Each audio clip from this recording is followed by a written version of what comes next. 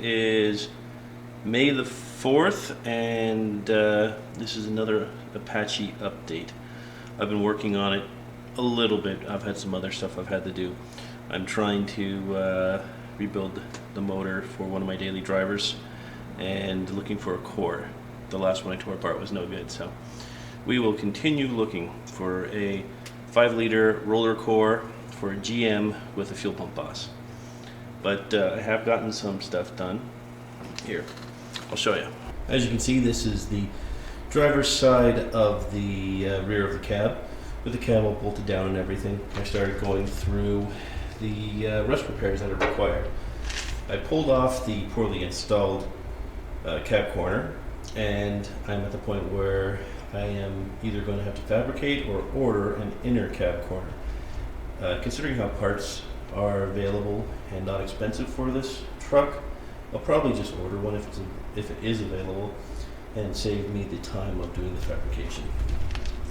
As you can see, there's filler in here too, so I'm going to take all that filler off, and I cut a chunk out of that so I can easier access to the bolts for the mounts. Don't know if you can see, but nothing in here has changed that much. I have gotten the parts for the hinge pocket. All 3 of them for the lower hinge pocket were under $100. And I did fabricate everything on the other side. I'll show you. Some time ago, as you can see down there, still needs final trimming. That bottom piece is supposed to be square. But I rebuilt the lower hinge pocket here. Not sure if you can even see that with the lights currently.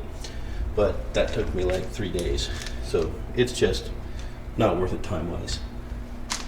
The other thing I started to do was I'm going to change these bolts. This is a GMT 400 chassis, being a 1991 C1500, and from the factory they have the center of this drilled out with 2 knockouts on either side. That is usually your upper A-arm adjustment to do your alignment. What happens is you have to take that bolt out and knock out the 2 sides, which are punched but they're not fully knocked out, and install these, which are eccentric bolts, and allow you to actually do an upper A-arm adjustment to set the front alignment on this. So that's mostly caster and camber.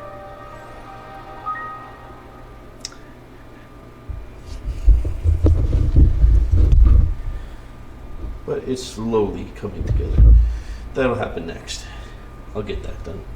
I also started messing around with the power steering lines. I had these ones, and while they fit, I realized that these are flare fittings and not O-ring fittings. So these are for a 1980 or older vehicle, and they would leak like a sieve.